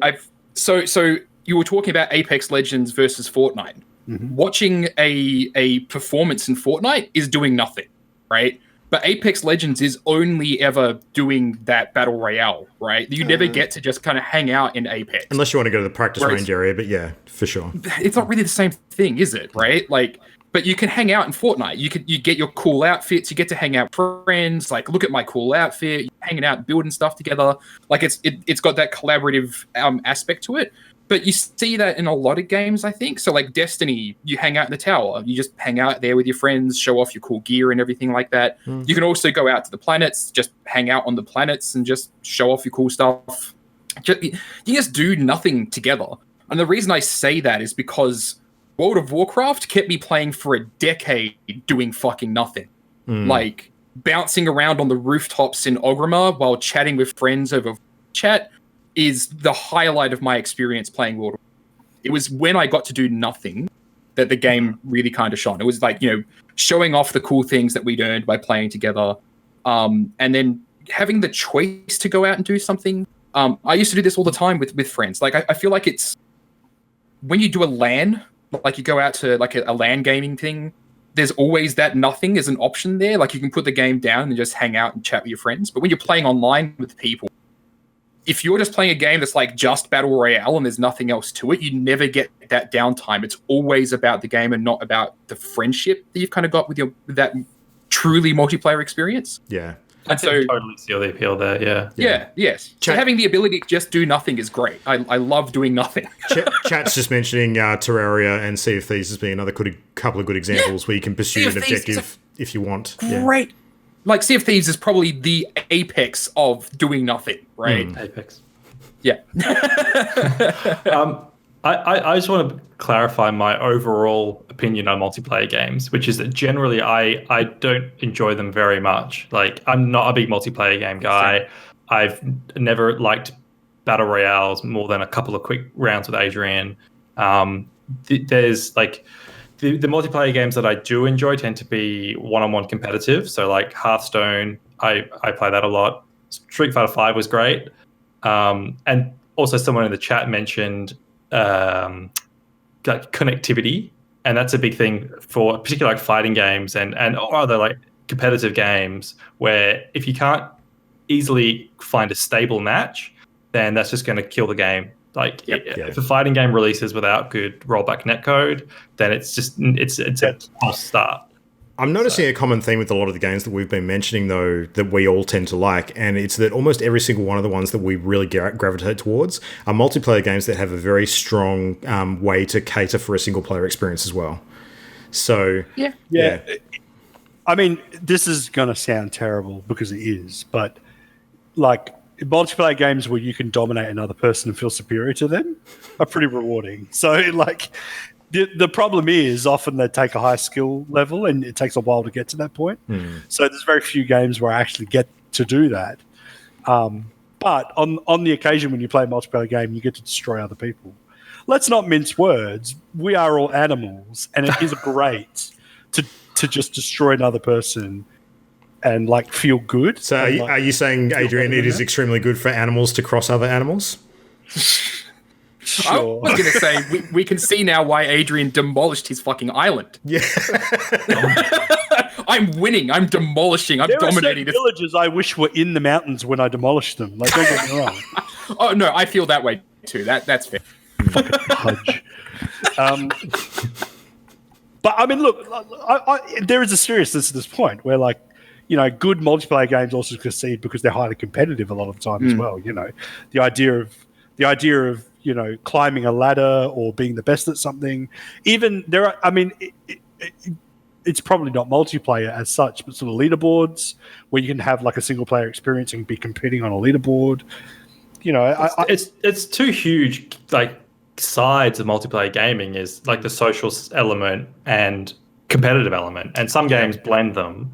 But that's definitely, I think, two huge camps. And like Matt seems to be more in like enjoying the social, hanging out, showing things off, chilling, that sort of thing. I'm not an overly competitive person, and because I'm not. I mean, I don't play like League of Legends or Counter Strike or any of those like super high competitive games. I don't know why I'm drawn to like Hearthstone. But I like games that allow you to do both, and like a big part of the reason why I've stopped playing Overwatch, despite the fact that I've still got a huge number of friends that log in almost daily and play that game, is because Overwatch doesn't really cater for anything other than like playing hardcore against another team of people. Like you don't have that downtime. There's no social space. Yeah, exactly. Yeah. Like I will point out, like, everything that I talk about now, there's a reason that I don't play those competitive games, and it's because when I get competitive, I get hyper competitive, and I don't like it. And because I've had friends actually go, Matt, calm down, like, because of the fact, like, Overwatch is a great example. Like when I used to play Overwatch and play competitive with friends, like I would get mad, and it would be like, we can do better than this team. Like, come on, let's fucking get our shit together. And everyone's like, we just want to come here and have a good time. I was like, no, get out. Put your fucking pants on. Let's go. And so, like, I kind of put your fucking pants on. I stopped playing that because, like, World of Warcraft, I was in a role-playing PvP guild. We did PvP all the time. We did the arena stuff, and that was hyper competitive stuff.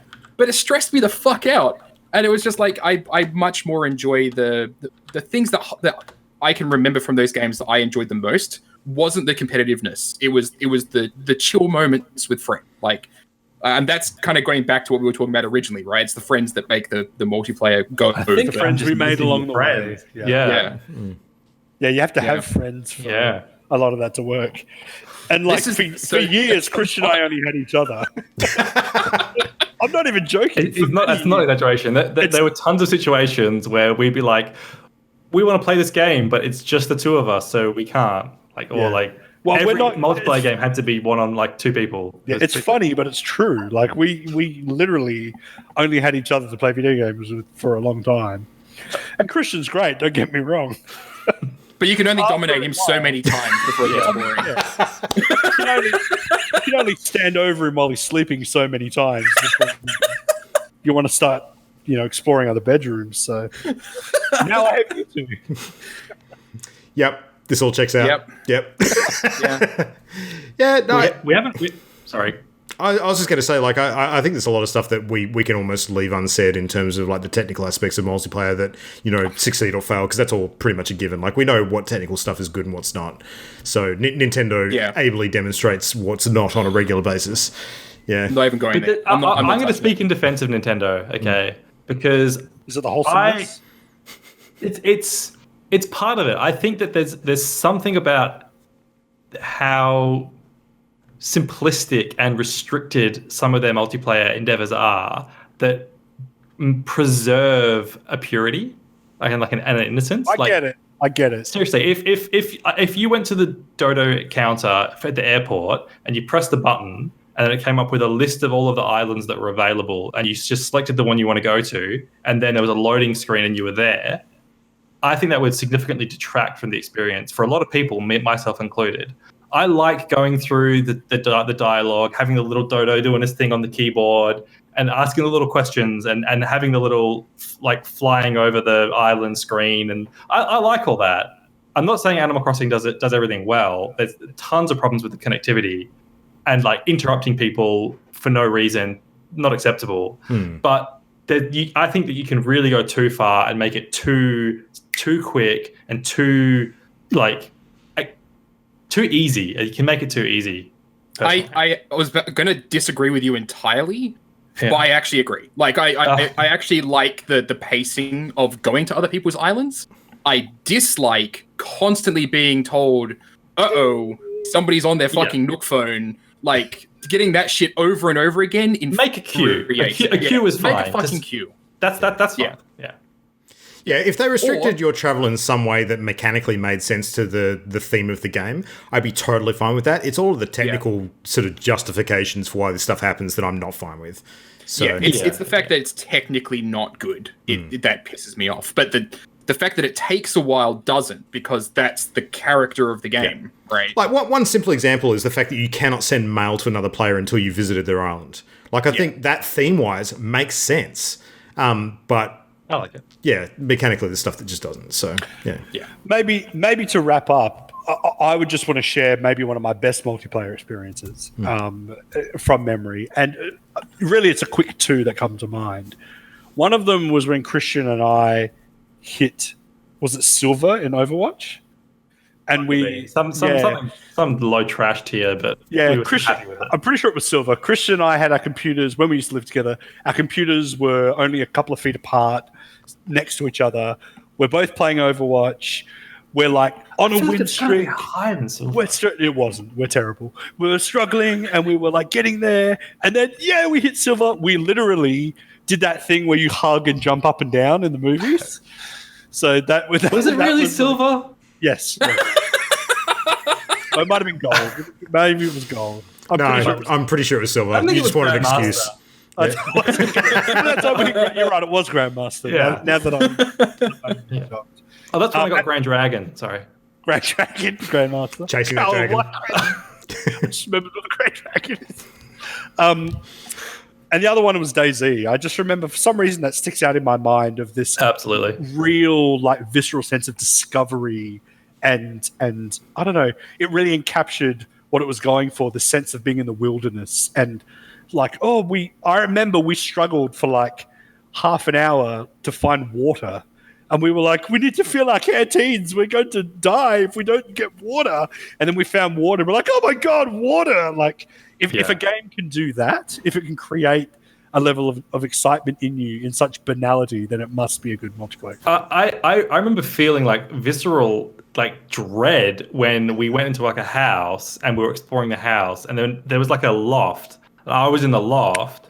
And then like another player came in and like killed you on the ground floor, and I was like lying down. And it's like nowadays with Fortnite and battle royales and sorts of things, it's a very mundane sounding story. But for the first experience like it, where I was terrified this guy was going to come up the stairs and kill me, and he did. But like the sense of like waiting for him to come up when he's just killed my friend, and that consequence of Adrian, like he's not just going to respawn and join me again. He's out of the game. Yeah, like. Gone. Yeah, this is like a lot of people's opening sort of stories with PUBG, like people hiding in bathtubs for most of the game. Absolutely. It's terrifying. It's the same thing. Yeah. But those experiences they wear off, right? Like you can only have that a couple of times, usually in a particular game, before it becomes rote, and you start to see through the magic. You start to see the numbers, and like it becomes less special. Yeah, and so that's why the games that I stick with longer multiplayer wise aren't games like that. They're more mechanically interesting rather than these like stories. But I also wanted to mention just before we wrap up, we haven't talked about like monetary systems, or like how good multiplayer games like treat their players with respect and don't nickel and dime people and don't like drown you in microtransactions, and how far the industry has come, I think, in self-reflecting and learning in some ways, like things like loot boxes going by the wayside now, season passes now replacing battle passes, season passes, and like I was interested in your thoughts on like what means good multiplayer as far as cash goes and purchasing. I mean, one of the shining examples out there, which I think everyone was thinking of, was Warframe. I mean, they've been heralded as having like a fantastic free-to-play model based on a multiplayer economy. So, I mean, the whole idea of that game is that you can access the entirety of the game without spending a cent. It's just slower. But the way the players kind of fuel the economy and help each other, I don't know if that's been replicated anywhere else in other games. So for me, that's the first thing that springs to mind. I kind of like how World of Warcraft moved into this situation where you can actually buy game time by spending time in the game. So like you can go out and grind for gold, and other people can buy time to play and actually sell it on the auction house for gold. And so it becomes this whole trading system where like hours of game time actually have in-game value that you can buy from other players, which is I think is actually a really kind of neat way to do things. Does that not create like a stress where you've got a limited amount of time and you're kind of like topping up a bar? Does that not, because that sounds like it'd be stressful. Like credit. Yeah, it's like 30 days you have essentially player where it's like your parents aren't buying you, subscription time though, and you get to come home from school and then just go out and earn gold doing normal World of Warcraft stuff, and then spend that gold on time to actually continue playing. I don't think that's that bad. It's actually not that dissimilar to what Fortnite does with the way people can complete objectives in game and earn what's the currency in Fortnite called? V-Bucks? Yeah, towards like their next season pass. I quite like that because that makes the game accessible, right? And if I'm playing as an adult and I'm like, you know, oh hey, I have enough gold that I can actually just buy next month's game time. I don't have to actually pay for it. I think that's quite neat. Yeah.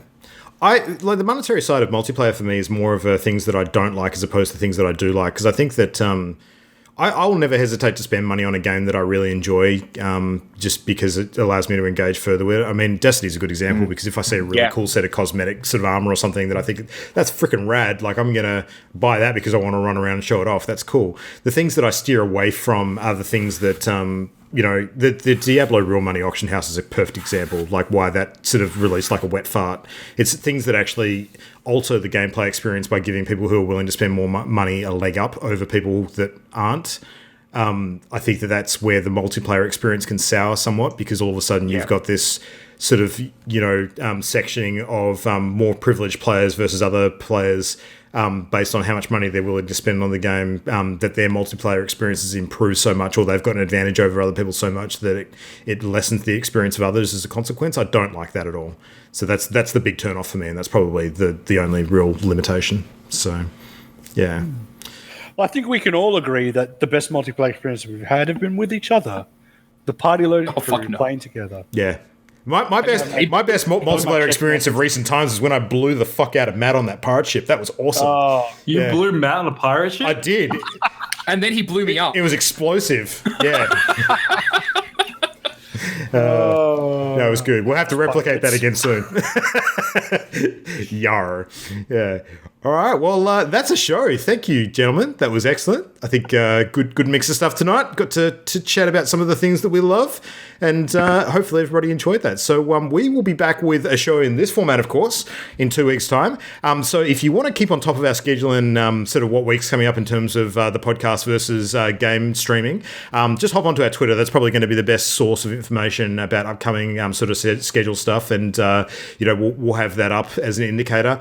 But we'll always be here pretty much the same time every Wednesday night, 8 p.m. Western Standard Time, unless we Australian Western Standard Time, I should say, unless we sort of post otherwise. So regardless, if you catch us here at the same time, you'll be able to see us live doing something fun. So, but as always, keep in touch through all the usual methods. So mail at partyloaded.com, at partyloaded show on Twitter, Facebook, partyloaded, and everything linked via the hub at channelendgame.com. And yes, stream footage from the other streams we will be doing, including Man of Medan, which I'll cut and put up very shortly, will be going up to our YouTube channel at Channel Endgame.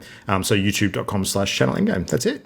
So yeah, cool. So in the next week, I think Matt and I are going to be trying to finish off Man of Medan next Wednesday night. So we don't know exactly how many hours we've got left of that, but I think it's a guess that we might be able to finish that next week. So probably, I reckon we'll probably finish it in like an hour or an hour and a half.